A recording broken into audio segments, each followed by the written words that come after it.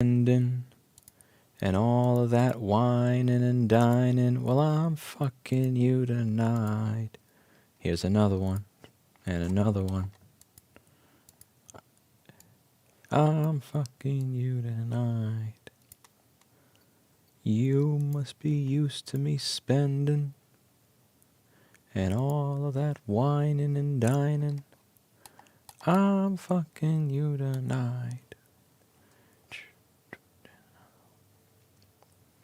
Why isn't this working? Where's my stream? Here, stream. Here, stream. Where are you? Come on over here. Come on.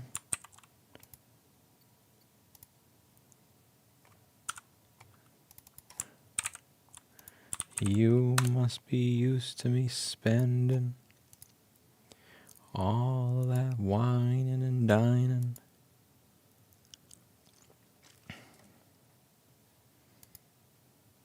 Well, I'm fucking you tonight.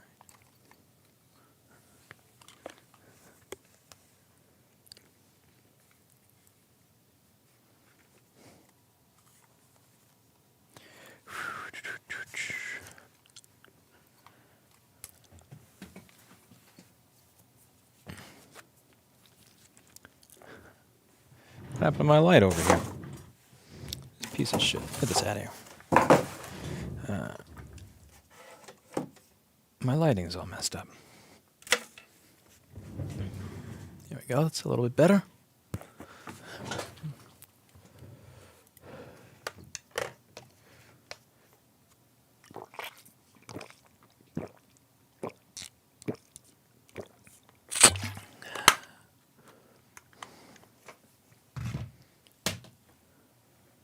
Where's the MacBook? I brought a MacBook. Where'd it go? Where'd the MacBook go? MacBook? MacBook? MacBook? MacBook.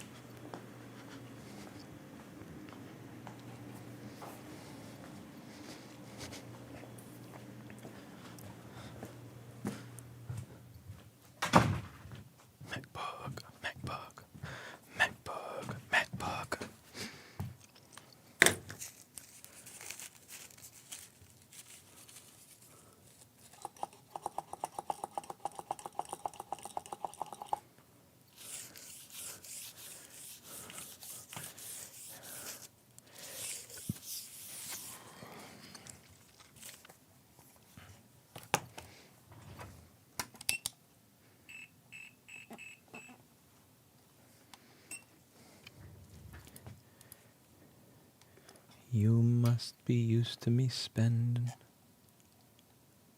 all of that whining and dining. That cat is not here. That cat belongs to Steve's wife. She was not happy with the cat not being here. But not being home, I should say. Okay, let's get this set up properly.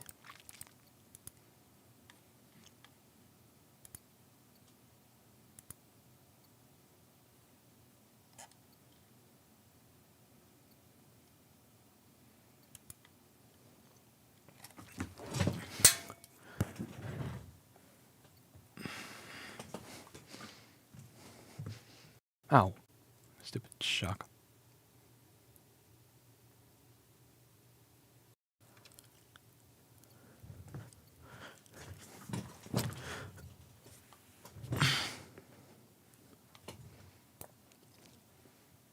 Hey everybody, how's it going?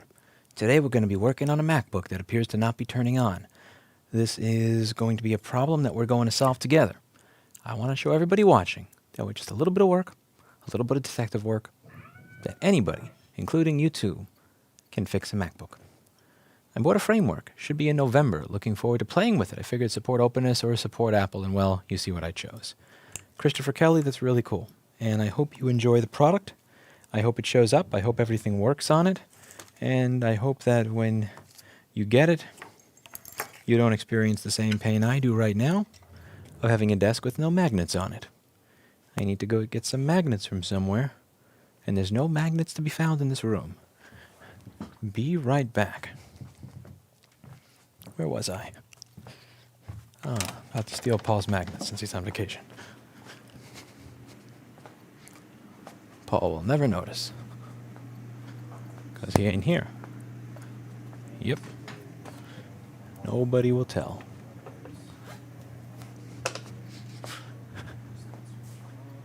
Wait a second, what are these? I'll take these too. Yoink.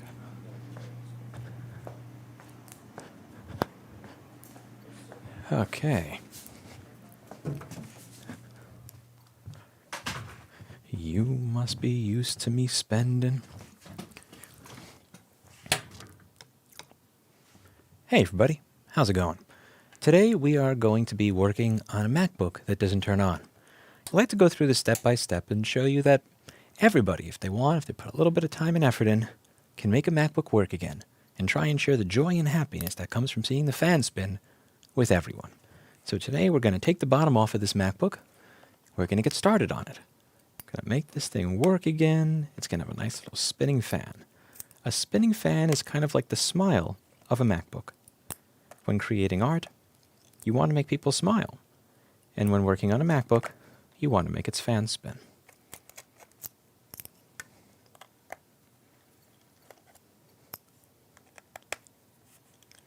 We're going to take the screws out of the MacBook, and we're going to store each one of those screws on a small magnet so that they don't get lost. Because losing screws in a MacBook is a sign of disrespect. And we don't want to show this product disrespect. Unfortunately, it appears that it's already been shown some disrespect. As you can see, this MacBook is really very dirty.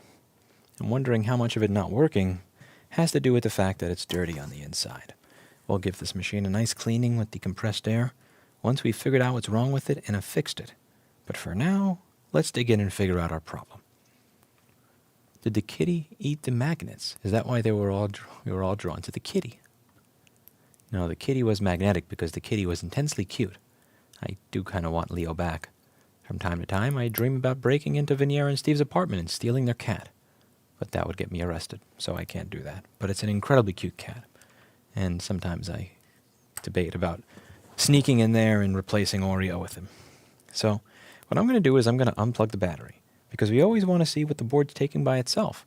We don't want our diagnosis of the board to be derailed by getting erroneous information from the battery. I want to see how much power the board is taking, not the battery. So the power supply is turned on. And as you can see on screen, this machine actually already turns on and works. We've been trolled. The fan did spin. It's likely going to do what it usually does, which is spin 3 times before it turns on. And this computer most likely already works just fine. So I don't know why it's actually here. I'm just going to confirm that it does chime and give a backlight. And once we've done that, which we see that's already happening, I'll just check some of the cursory things that tend to go faulty on this device before I smack over the head whoever took this in and did not put a proper problem description in the ticket. Because when you say no power, and then I plug it in and it powers on, that means you're a liar. And we don't employ liars here at Rossmann Repair Group. We send liars home.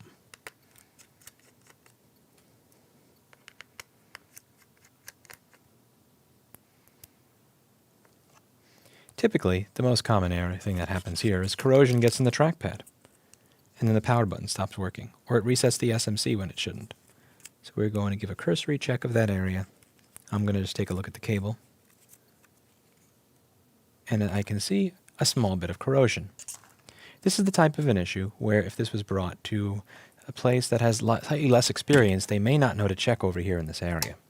And if they don't check in this area, they may give it back to the customer, and then the customer will think it was fixed, and it'll show up and it won't be fixed. And the repair shop will go, but it worked when I tried it. What? So you always want to check everything. You always want to check everything. You want to be really detailed with things, and you want to do things properly. You know, we live in a world where very few people believe in doing their job properly, and very few people take pride in their jobs anymore. Lots of people out there don't care about the quality of what they put out there in the world. And we can't control the world. We can't control what everybody else does. But we can control what we do. We can't control what we do. You are the king of every MacBook that you open. You are the king of each MacBook repair. And in your small world that you are the king and the dictator of, you have full control. And you can do things to your standard of quality, not the rest of the world's. Let your MacBook repairs be an extension of who you are. So we are going to clean off that corrosion with a Q-tip and some 99% alcohol to ensure that the fibers on the Q-tip don't end up inside the machine or this flex cable. We're going to keep turning it like this rather than move it back and forth. Then I'm going to take a small X-Acto knife and try and scrape off the corrosion that I see over here and see if this can be fixed to a point that I would trust it to work again. After that, we're going to test it with the power button. All right, let's see what we have here. Do this. I'm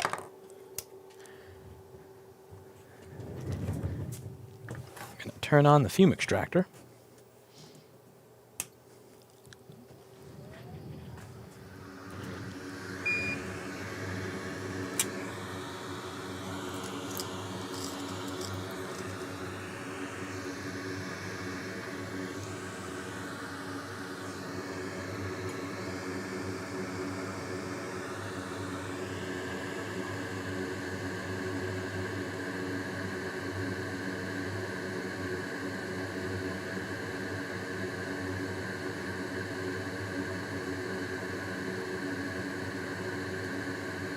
Yep, there's something for it to stick to.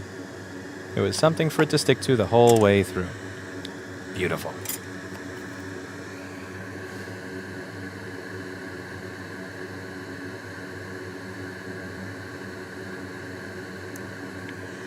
Now, obviously, I'm going to want to replace this cable. This is a fairly cheap part. It's no skin off my back to put another one in there, and likely no skin off the customer's backs to pay for the cable. But just for my own curiosity, because it's actually quicker to do that than it is to get up and find another cable and take it out of inventory. It's actually easy to get up. It's a pain in the ass to find it in inventory. We're going to plug it in like that. We're going to hit the power button and see if it works. And if it does, we're going to go over on the schematic what most likely happened to this MacBook so that you all have an understanding of why we chose to look in that specific spot to make this machine work again. Now when I hit the power button, let's see what happens. Nothing will happen because I didn't plug the keyboard back in. That helps. We're going to plug the keyboard back in. Nobody saw that. We're going to do that. And we're just going to pretend that that never happened.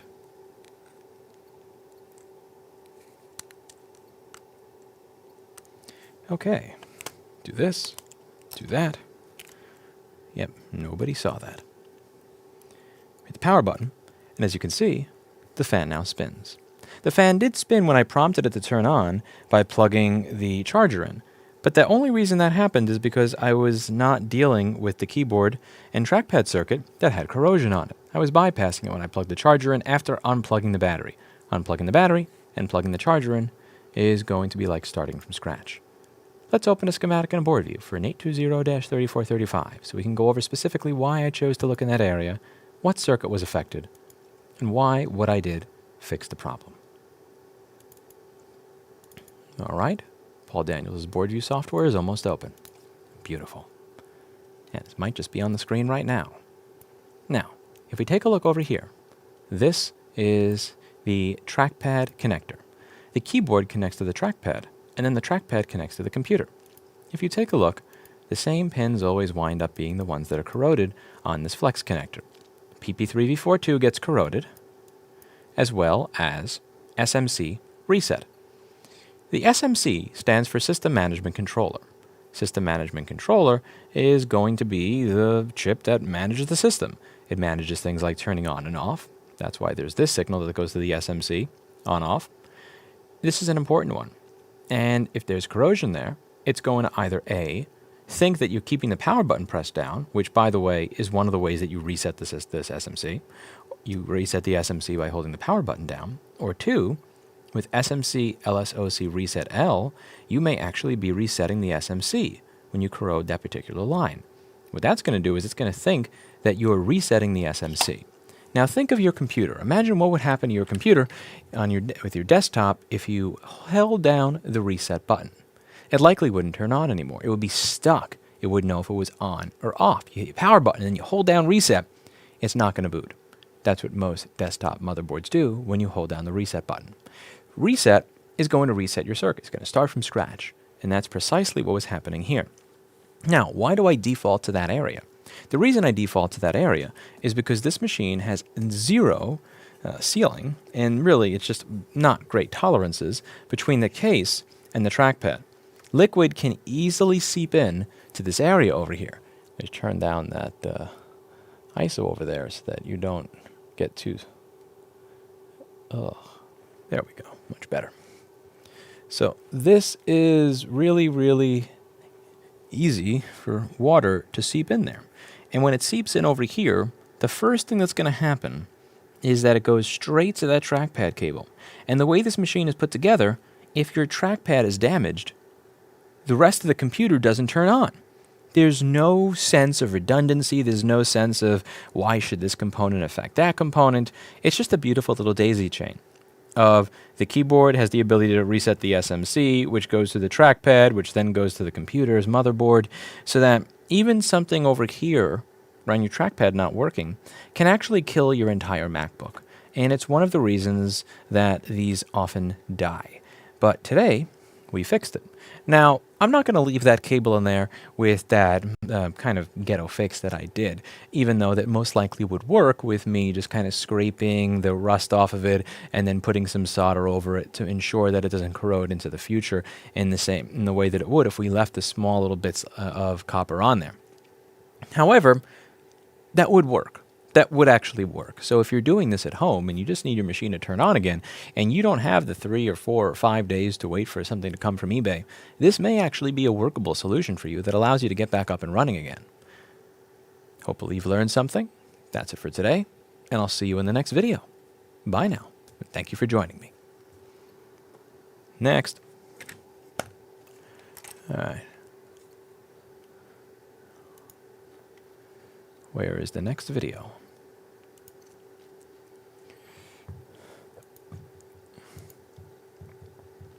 All that sweet wine and dining, 'cause I'm fucking you tonight. There's another one.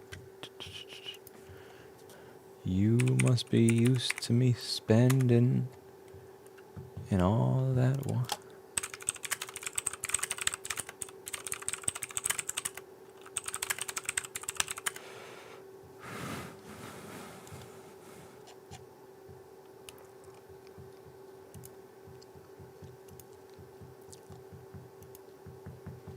I-14, I-14, I-14. You must be used to me spending all that wine and dining. I'm fucking you tonight. Okay, H5. Okay, this goes back in I-14. This goes back in I-14, and that goes in H5. This goes in I-14.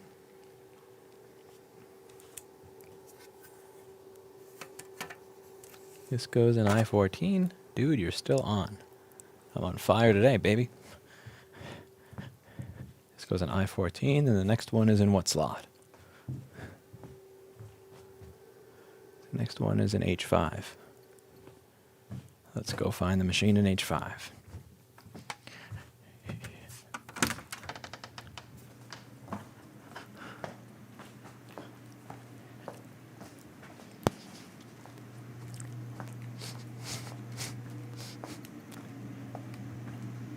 I own this world.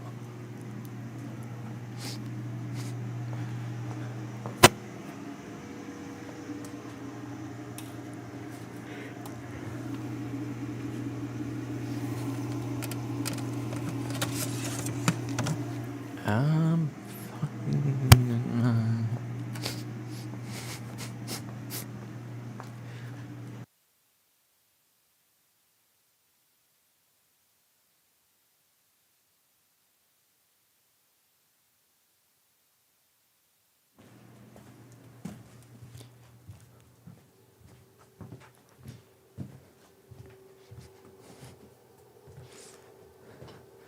Not me, Grandpa's iPad. Somebody else will.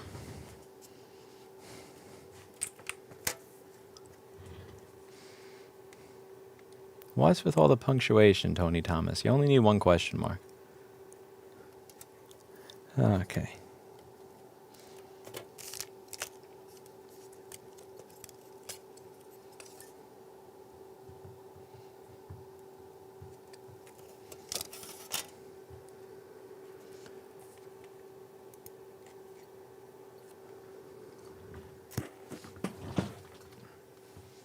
Hey everybody, how's it going?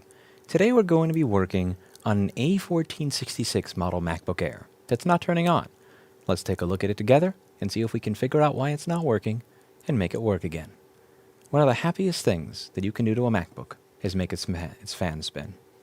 People smile when they're happy, and MacBooks spin when they're happy. Let's get to work. I'm going to take the bottom off of this computer. It looks like the board is already out of the case for me, making things a little bit simple. Unfortunately, the DCN board has not been unscrewed, but that's not something that's going to take much time to remedy. Here we go. Just like that.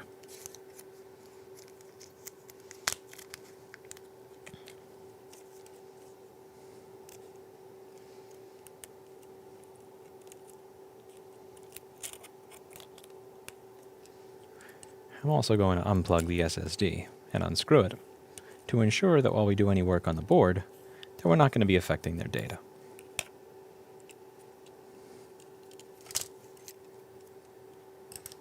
This is a very clean MacBook in contrast to the one that we were just working on now, isn't it? Looks very nice on the inside. You can tell the owner really cares about this one. Looks like they've even replaced the battery at some point in the past. That's not an original. But it doesn't look like a bad one. I hope they're happy with the battery that they've received.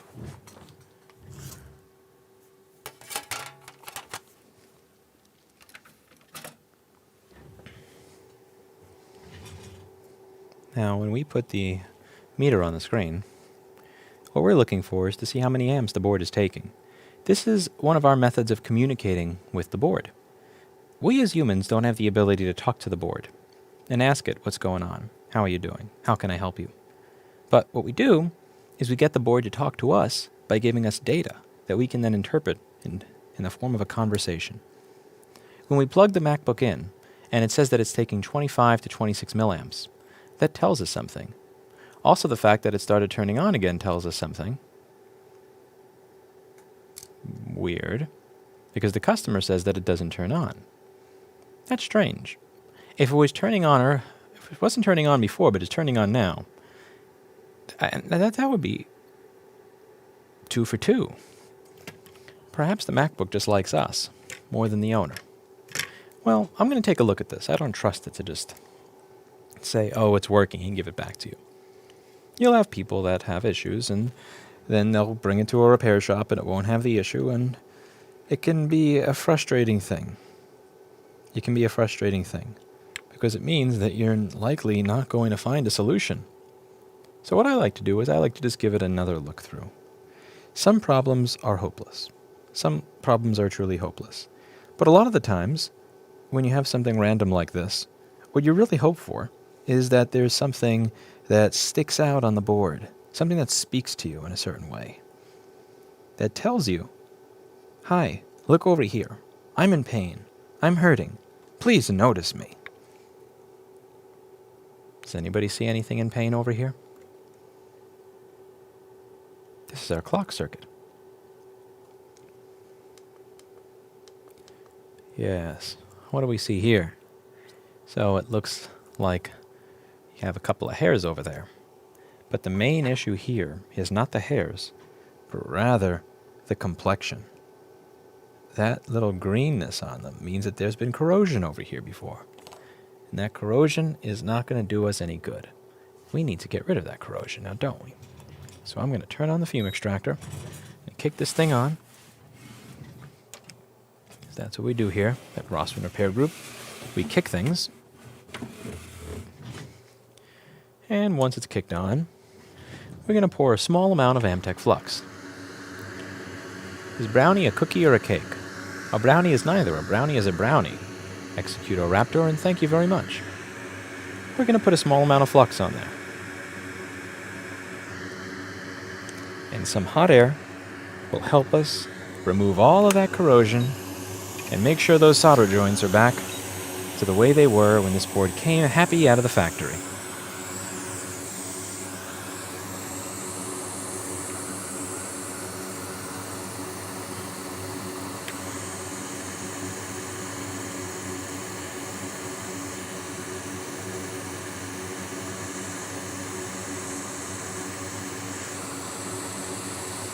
Now, I'm personally not happy with the fact that there's this level of corrosion in this area.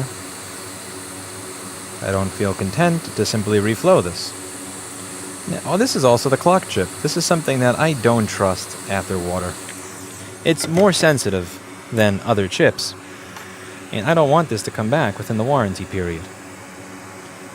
One of the things that I really enjoy about MacBook repair and logic board repair in general is that it's a very meditative experience. There's a whole world of hell going on outside. One need only turn on the news or view the comment section of a social media website to understand that. What I like being able to do here is to make order of a crazy world. Because when I'm sitting here in the microscope with my iron on, this is my world.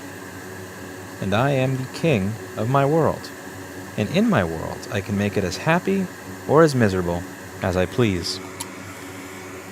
And it's fun to be able to choose to make it a happy world.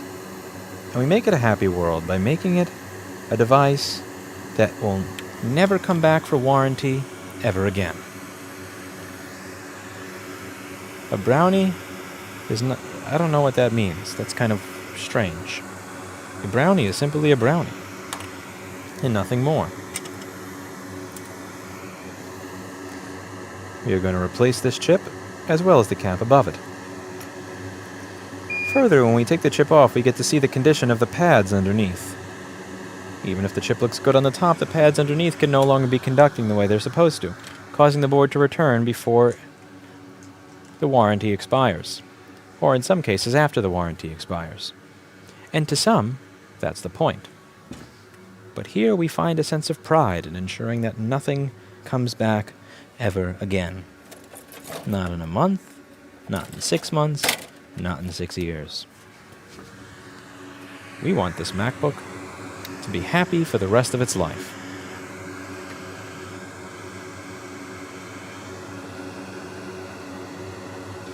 That's what we're about to do. Give it a little bit more flux.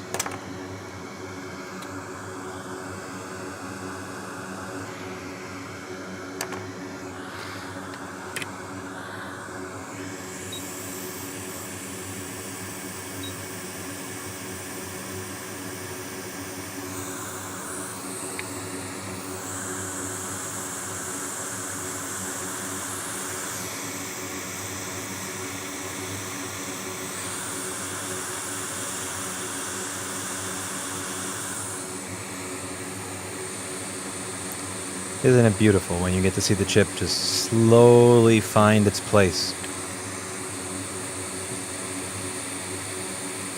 And there we go. The chip has found its place in the world.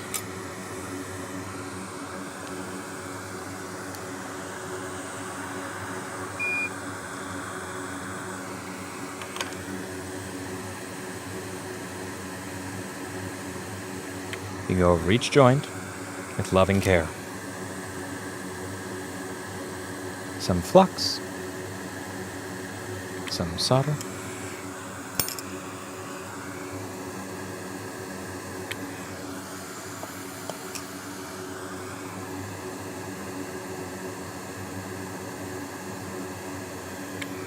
beautiful.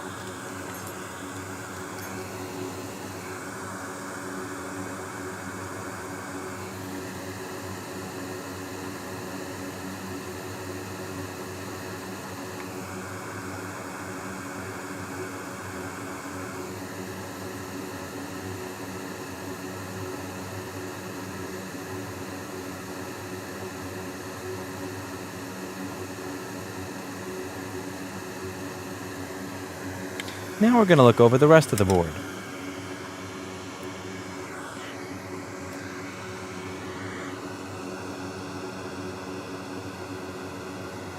Yikes. More corrosion.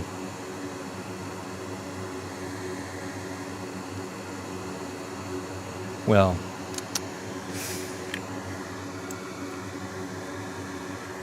now this chip is a little bit more hardier than the other one, and it looks like the corrosion is far enough away that we wouldn't have to replace it. This is not a clock chip, but rather a power chip. However, those components next to it are not trustworthy in the least, nor are the pads under them. Sliding these little 0402s and 0201s off of the board, and replacing them with fresh ones after making sure that the pads underneath the little resistors are fine. It's going to be our next move. I expect the pads at the top to be the least healthy of them all.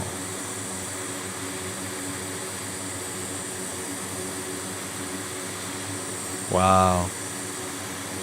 That's something else. So take a look over here. I don't know if you noticed that. Now look at this. Where was this even touching? How is this even conducting electricity at all? I wonder. Imagine if somebody had told the customer, well, it's turning on for me, I guess there's nothing wrong with it. Perhaps they would have kept using it. And perhaps it would have continued to corrode until it got to a point where it was actually unfixable. It's always important to take a look.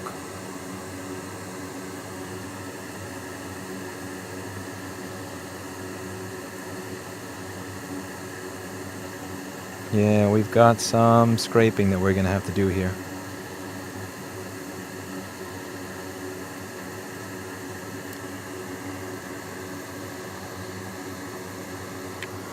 This is why we find our X-Acto knife.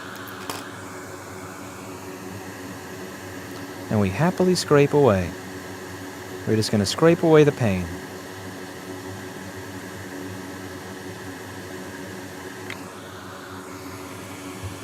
Unfortunately, it looks like the knife that I picked up was ruined by an L. Let's try the other one that's on the table.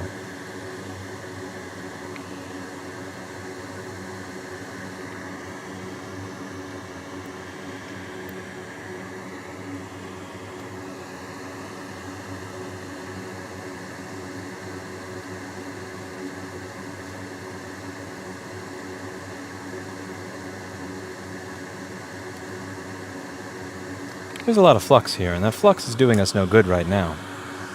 Flux can be useful at many times, but when scraping, it very rarely is. I dare say never. Gonna use some alcohol and spin. Make sure not to go back and forth. We don't want fibers all over the board now, do we? A little bit of spinning with the alcohol. I don't buy Dogecoin. I don't buy speculative coins anymore. I've learned my lesson on all of that, and I'm at a point where I can no longer afford to be an idiot. Oh, how I wish you had Brian, TTS Brian, when what? Okay, that's odd. I don't know what that means. You've managed to break the overlay. Congratulations. Very few people have achieved that in the past, but you did. Davidson Junes, you should be working right now. I know for a fact you should be working and not wasting time watching this stream. I've seen your queue.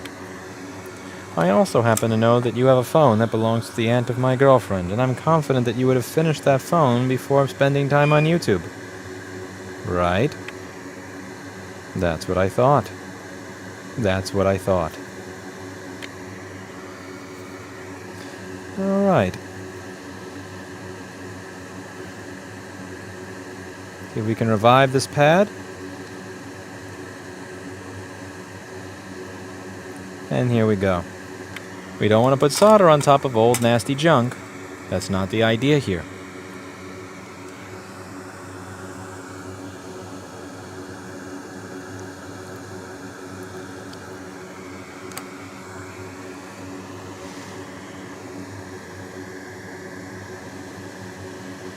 I don't know. I think Erica has an S9 Plus that she breaks all the time.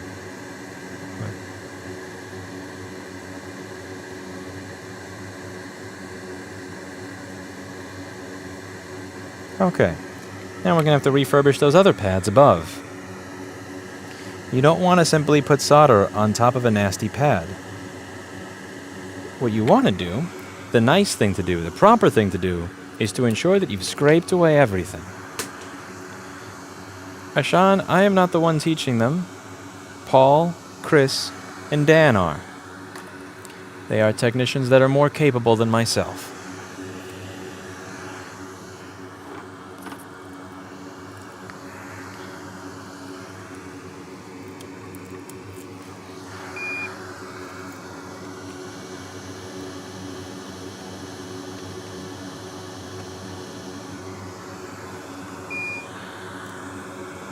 We're going to put the micro pencil back because I prefer using that for this, particularly with a T30-KN tip. They are, Ashan, and we even have scheduling dates for them on the website at rossmanngroup.com.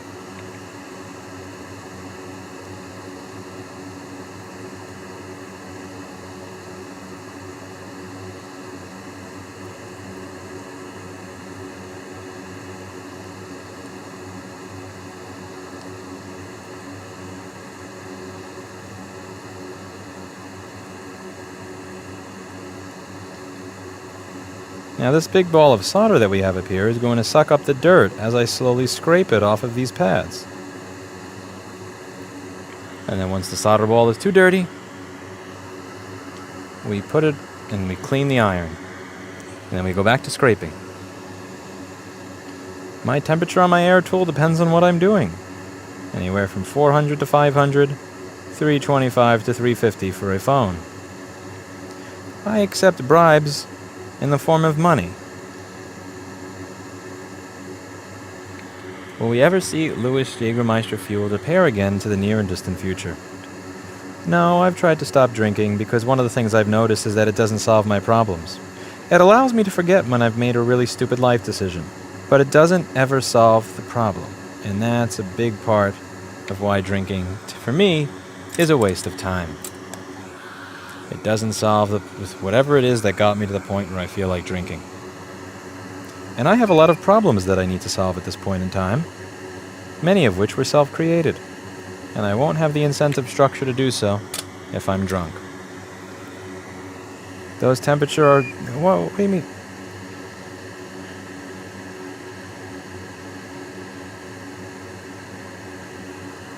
You know whether it's Celsius or Fahrenheit, because you know that that wouldn't melt solder if that was talking about Fahrenheit.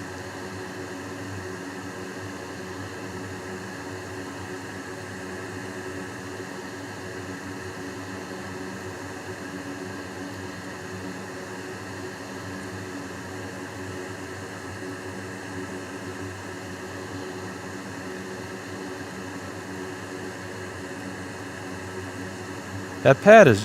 I really kind of feel like ripping that pad off, to be honest with you, at the top.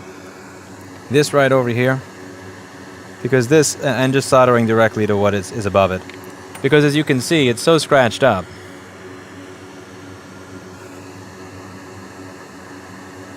No matter how much I scratch in the middle, yeah, I'm never getting through the corrosion. I'm just soldering on top of corrosion, which is precisely what I don't want to do.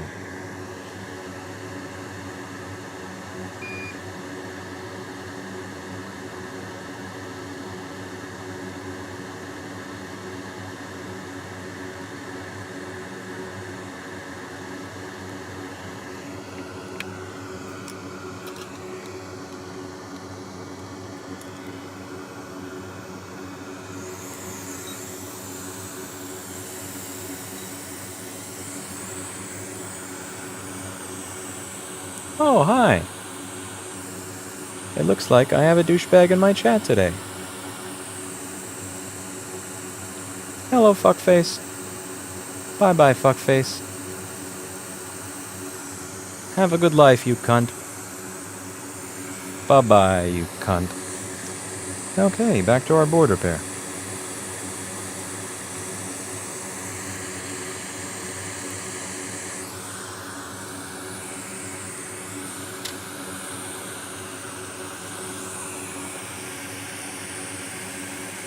By the way, I wasn't being very genuine there. I actually don't hope he has a good life. I hope it's filled with pain and misery. A happy little band. Okay. Next up is finding another donor board. Because that donor board is actually missing the one thing that I need. I've used it already. No worries. We have tons of donor boards around here.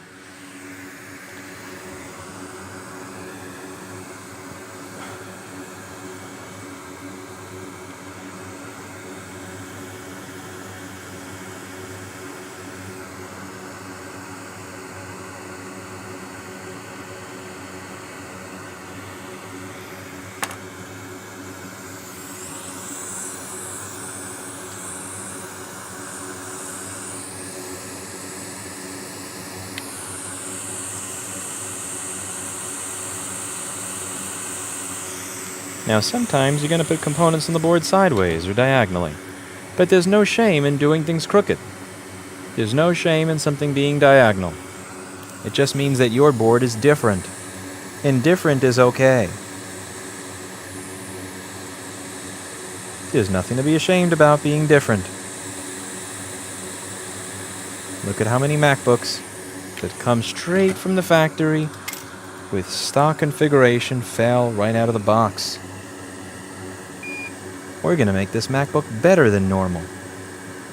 More interesting. It'll be the life at parties. The life of the party. Celebrate diversity and component placement on boards.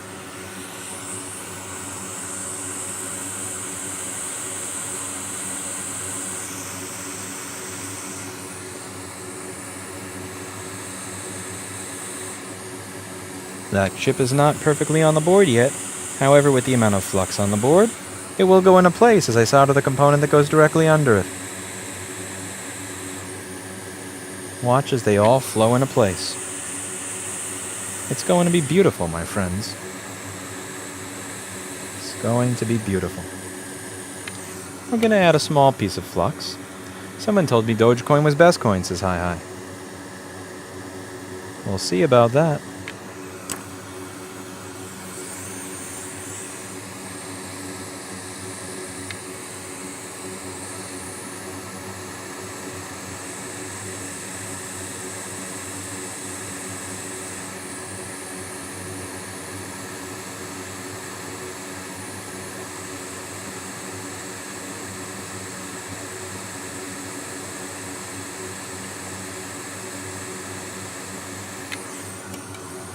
Okay, there it tried to troll me a little bit.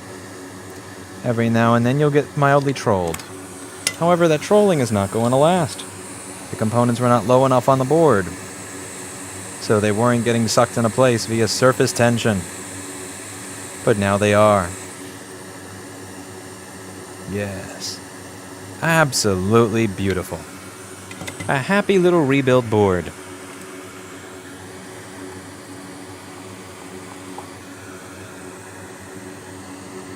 Look at that. Now this board is not going to look like its peers. When others see it, they're going to say, you're not the same as us. But the thing is, it's okay to be different than others. It's not about being the same. It's not about doing what everybody else is doing, saying what everybody else is saying, or thinking what everybody else is thinking. It's about working and being productive in your own unique way.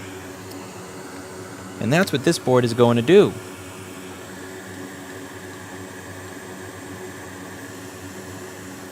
Yep.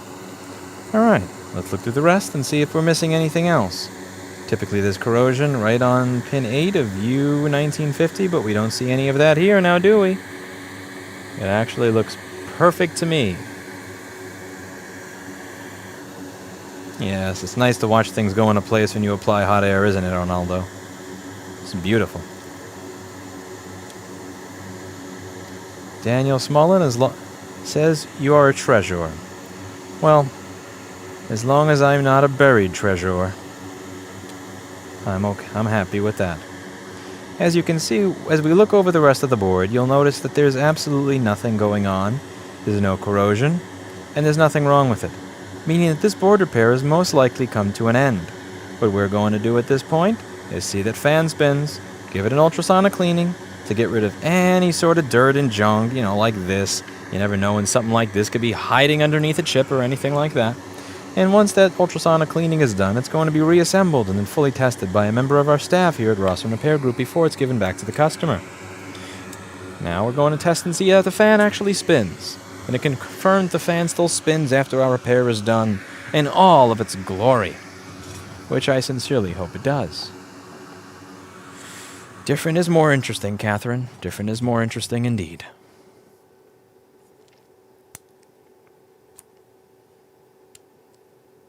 There's a resistor stuck on my DC-in board that's keeping it from making perfect contact. There we go. 500 milliamps and a fan spin. And that's about that for today. So hopefully you've enjoyed this episode of Making a MacBook Work Again with Louis Rossmann. We'll be doing more of these in the future.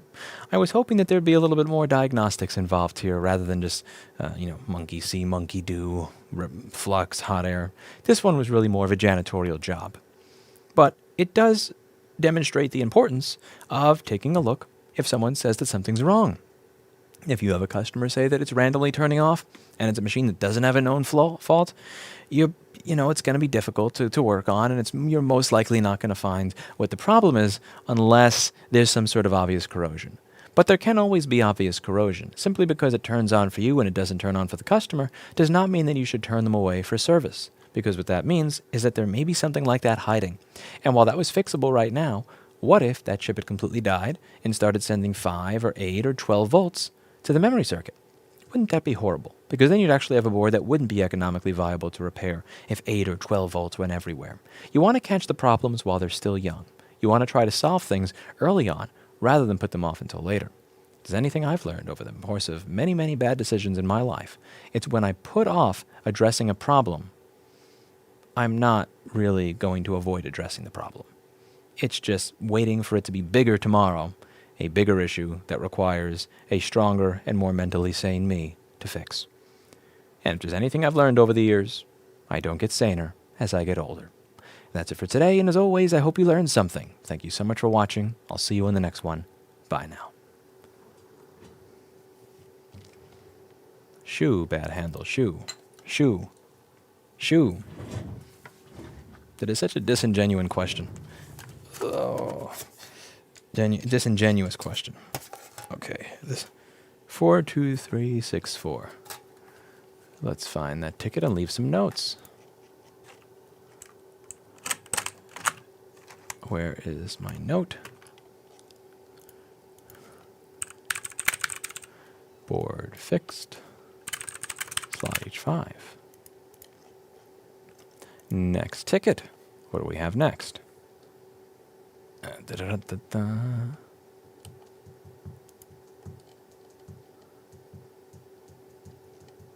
go to slot G12.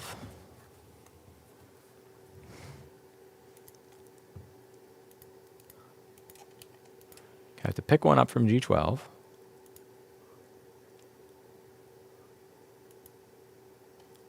Pick up from G12, drop off in H5. Pick up in G12. I'll drop off in H5. Pick up in G12, drop off in H5.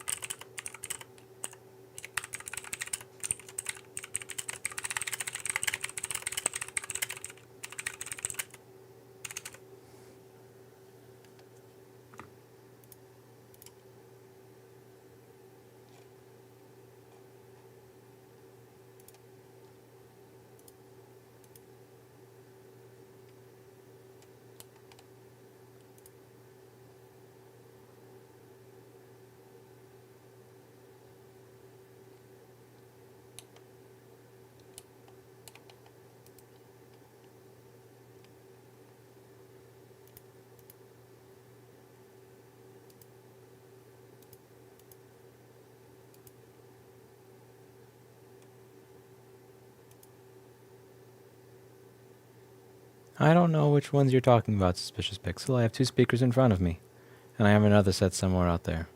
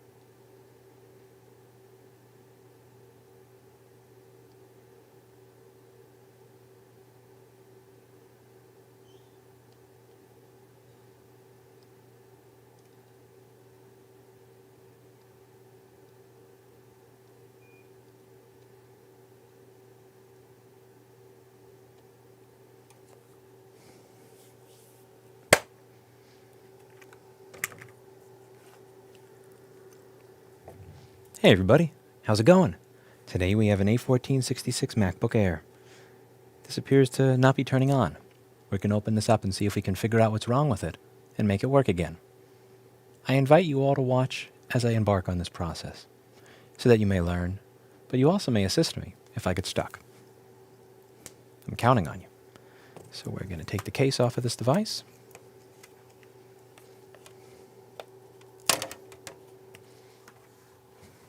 Are you excited? I'm excited.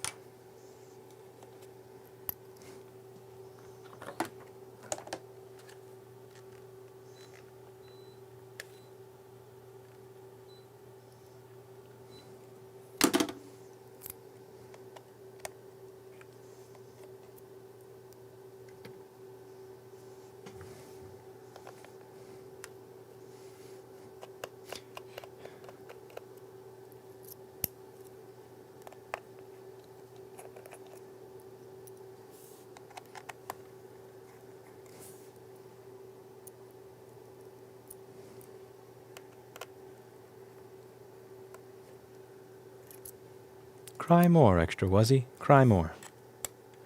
QQ, QQ, QQ, QQ.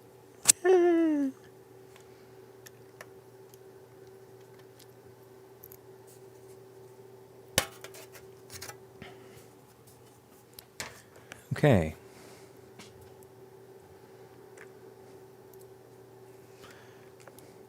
So what we're going to do over here is we're going to unplug the battery. I want to see how many amps the board is taking. Not how much it's taking to charge the battery.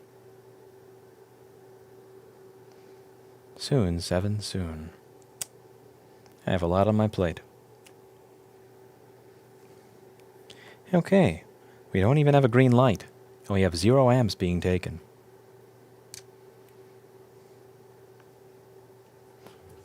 I see you, Sarasso. And Enzik Shatria is here. Okay, so we are going to take the screws out so that we can take the board out and have a look at it. You always want to give the board a look.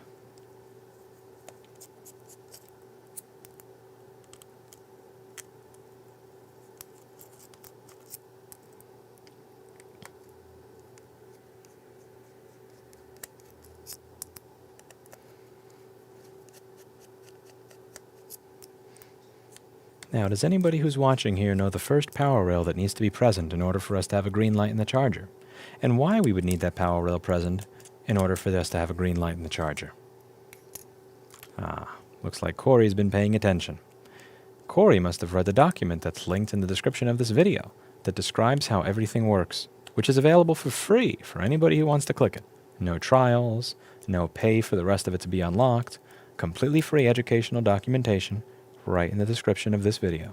That's right, folks. PP3V42_G3hot is the first rail. The first reason that rail has to be present first is because that's what powers the system management controller, which speaks to the charger on the one-wire line. That's what the middle pin of this charger is for. For the one-wire circuit, it speaks to the charger and tells it, I'm a MacBook. I'm a good MacBook. Turn on. Second reason PP3V42_G3hot is the first rail that needs to be present is because that's what actually powers the one-wire circuit, which is going to allow the charger to speak to the system management controller, which is located on the DCN board.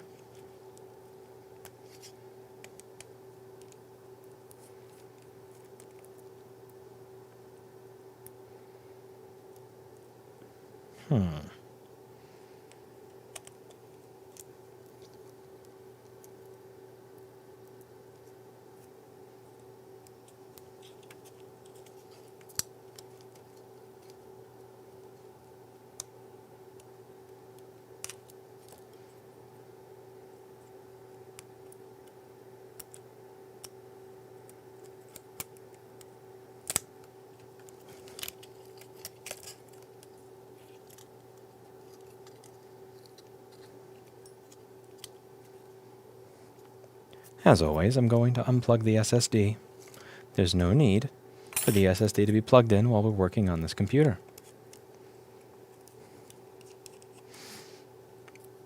In case anything goes wrong with the repair, we can always replace their machine, but we can't replace their data. There are many simps out there. Simps so strong that I might just call them Homer, because they are simps, son. That would say that if someone does not have their data backed up, they deserve to lose it. Makes me want to just walk over to their device and erase it right now. Prove a point.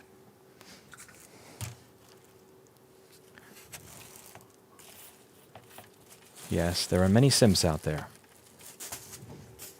And you must slay them. Slay them all with your PP bus and your Amtech Flux. So now that it's out of the case, I want to see if the behavior changes at all from where it was when everything was plugged inside the case. It's possible that there was a liquid damage component plugged in that was keeping it from working properly. And that doesn't appear to be the case because it's still taking 0 amps when we have nothing on the fan. Knowing that PP3V42_G3hot is the first power rail that needs to be present in order for this to turn on, let's take a look and see where that shows up on the board using Paul Daniels' software.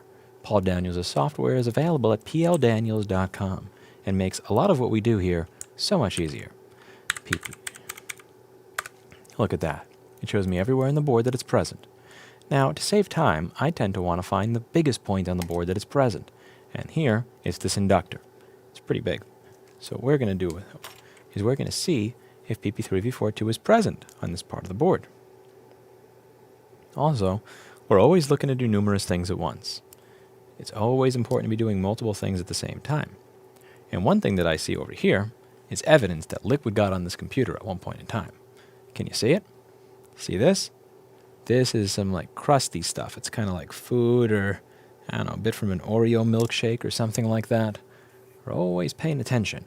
You're never just doing one thing at a time. You want to be looking at the entire landscape. You do have peripheral vision when you're measuring something. So it looks like our PP3V42 is only 2.4 volts. Let's go over a common thing that can happen that can cause that. Behind door number 1, you can have a short to ground, which is going to bring your power rail down. Behind door number 2, the feedback going to that chip is not proper, so it thinks that it needs to lower the amount of voltage it's creating. So let's take a look at how the PP3V42_G3 hot power supply works on the schematic over here. This is the schematic, and this is where PP3V42_G3 hot is created. Now, as you can see, this chip is going to take either 8 volts from the battery, PP-G3 hot, or 18 volts from the charger, PP18V5 DC in, and it's going to take that, it's going to turn it into 3.42 volts out.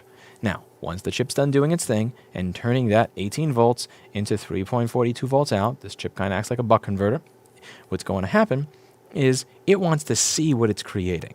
So you have a little feedback network here, which is a voltage divider. This takes whatever it's going on output, and it makes it lower. That's what this voltage divider is doing. You have a resistor between a power line and then here in ground. This is going to be lower than that. Now, if the bottom resistor is missing, then this voltage will be too high. If it thinks that the voltage that it's creating is higher than it should be, then it's going to output less. I'm going to take a guess that R7096 is corroded or missing from this motherboard, or that we have a short to ground on the output of PP3V42. How do we determine which one is the case? Well, let's change our multimeter into ohms mode and find out. So the multimeter is now in ohms mode. We're going to see if we have a short to ground on output. 3.9 kiloohms. I don't know if that's right, but I'm not going to call that a short just yet. Next up, I'm going to see if that resistor is missing in that area. I honestly hope it is, because if it isn't, then this one's going to be a tough one. Now, if we were to click on using Paul Daniels' software, what we can do is we can right-click R7096, and you'll see right here, R7096. So now we take a look in the microscope. We just got to compare what we saw on the screen with what we see here. Now, this area is hairy, but it being hairy does not necessarily mean that that is the reason it is not working. A little bit of hair can actually be good for the board. It's kind of like growing a beard. This is going to be a confusing one. So now I also want to see how my input is. I want to see if my input is what it should be. So if I have 18 volts coming in over here, then everything's good. If I have 1 or 2 volts coming in over here, then there's something wrong. I'm going to check right around here on pin 6 of the chip to see what's going on there. So let's go back over to my board view, and pin 6 on input, I can measure that either on this large cap or on this pin of this diode. And that's precisely what I'm going to do. Plug in my DC in board, wiggle it around, make sure it's working.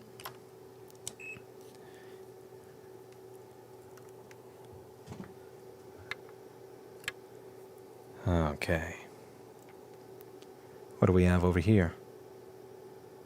17.8. Close enough. What do we have over here?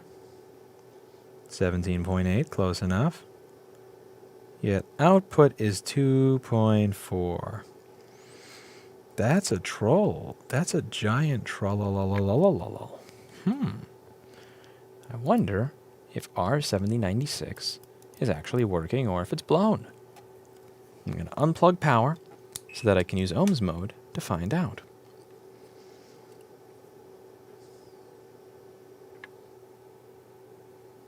No, that's probably going to be exactly what it's supposed to be. Daniel, that is hair. Hair of the troll.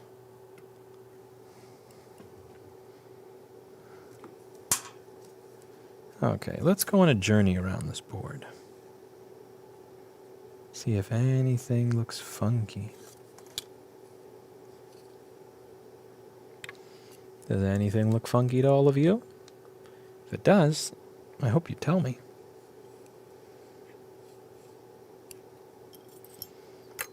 It's not the cleanest board in the world, but we're used to that by now.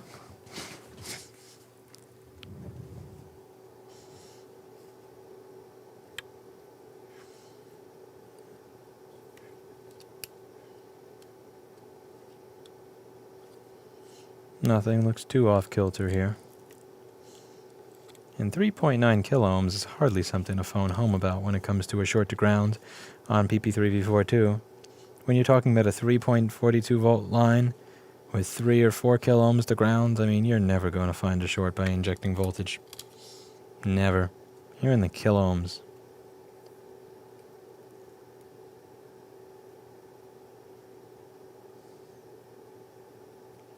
Why are you producing less than you're supposed to?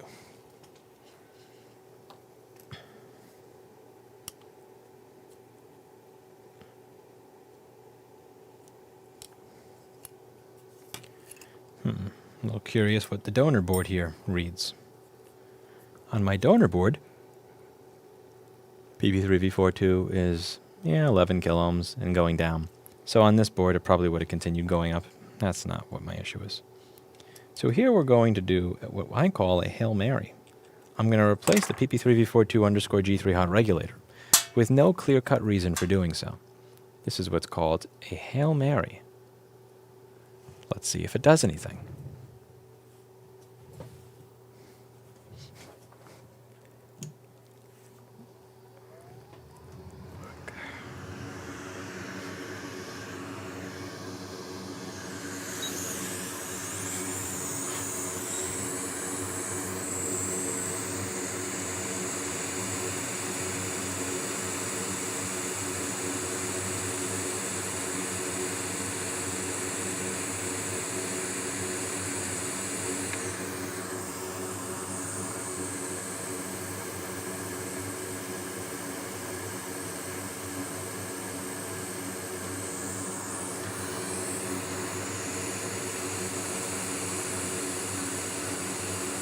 First thing I want to do, actually, before I even replace anything, I want to see what heat does.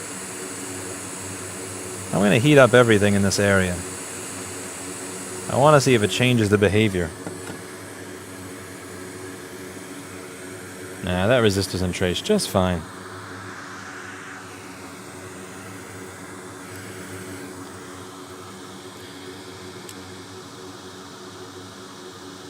Interesting, we get a different reaction. After heating everything up, it's taking 500 milliamps. This is going to be a difficult one. Difficult one indeed. Yeah, we got a green light in the charger, and it's turning on.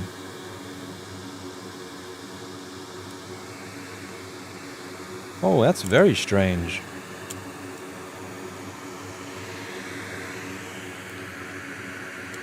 Okay, so what we're going to do is I'm going to replace the caps on output in that area. I do wonder if they were not doing their job and not storing things properly. Yeah, so C7099, C7098. Remember the C7771 circuit, or C9560, where voltage goes out and down on output. Now granted, those were tantalum systems. These are ceramics. They typically don't have that issue. So it could have just been some funky solder joint somewhere. But still, don't want to risk anything. And replacing things is not going to cost us much money. Yeah, and this cap on its left, it has had a little mark on it. That was kind of strange to me. And you never really know exactly what it is. You're not always going to know exactly what it is. You just got to be close enough.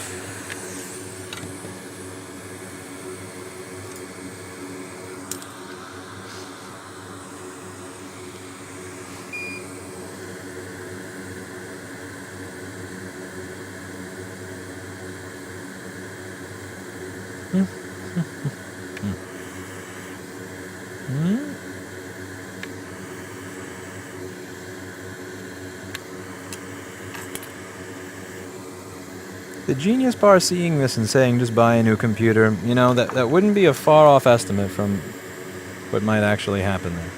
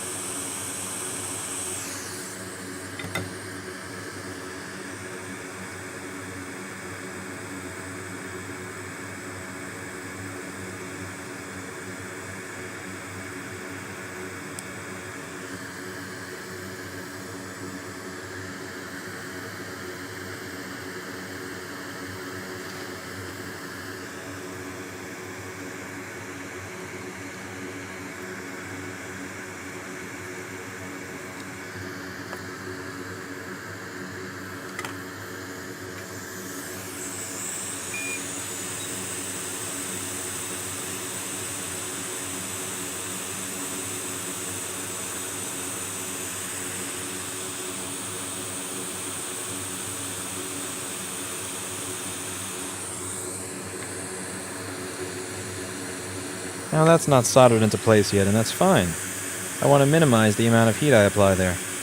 I apply just enough heat to get it kind of stuck in place, because I'm going to have to use a decent amount of heat to get my chip into place. And that is where I am going to allow the heat to not just heat the chip into place, but also put those caps in their place as well. Or not. Okay, it's being a mofo. One moment. Don't you hate it when the board acts like a mofo? That's fine, though. It can protest all it wants. It can protest all it wants. It's not going to get anywhere. No, little capacitor. You're going where I tell you to go, little capacitor.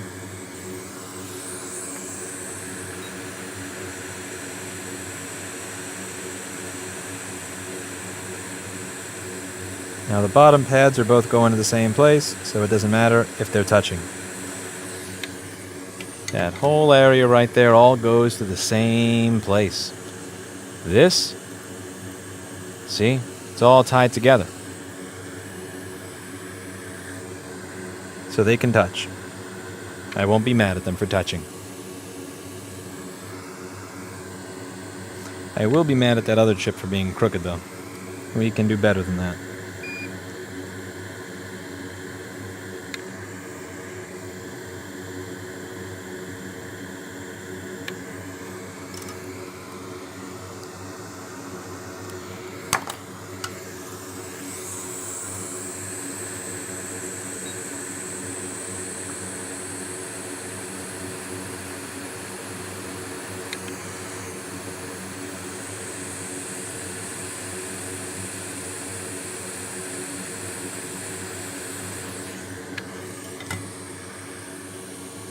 Now, this is not going to be one of those boards where I just test it and I call it a day. There's actually a fairly good chance of this not working tomorrow. Anytime something works when you heat something up, it's very difficult to tell which component you heated up. Did I heat this? Was I heating this? Was I heating this? I made an educated guess that it was these two based on personal experience with many other machines. However, that doesn't mean that that was the issue. So even if it works now, it may not work later. So I'd actually like to give this board a little bit more time, assuming the customer is willing to be patient. I'd like to make sure that this works tomorrow. Cool it off. Make sure it works the day after that. Do a stress test, get it nice and hot, make sure it doesn't randomly turn off or anything like that. Just to make sure that we're 100% certain that what we did actually addressed their problem. The last thing anybody wants is something that works now and doesn't work tomorrow, right? Go, plug you in.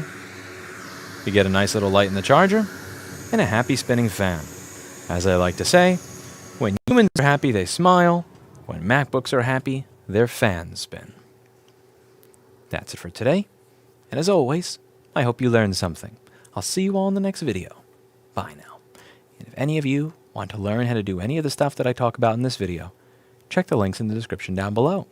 We have a 100-plus page beginner's guide that goes over everything that's completely free. We have Repair.wiki, which is also completely free and includes lots of really good troubleshooting information. And we also have an in-person class. I'll see you all in the next video.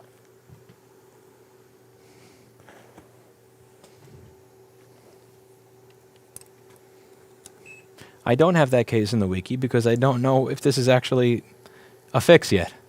For all I know, this could be bullshit. It's very possible that this was all a troll.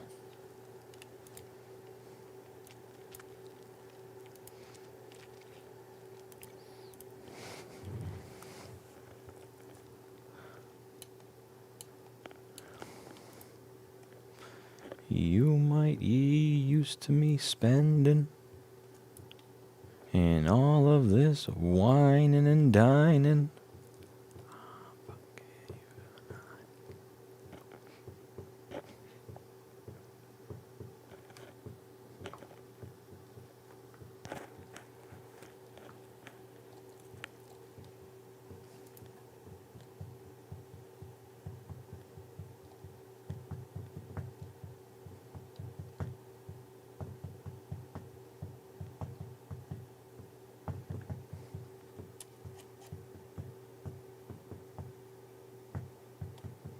I filed the EU transparency thing, but I made a typo in my name, so it's probably not going to get accepted. But, like, I mean, the chances of that woman getting back to me by the time that thing actually gets approved is, like, slim to none.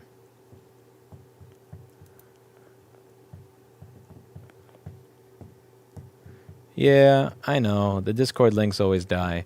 It pisses me off a lot. I'm done even updating it. Because A, Discord has just kind of become a dumpster fire, so I'm not even really happy and proud that it's there. I don't feel like maintaining it because it takes work and effort.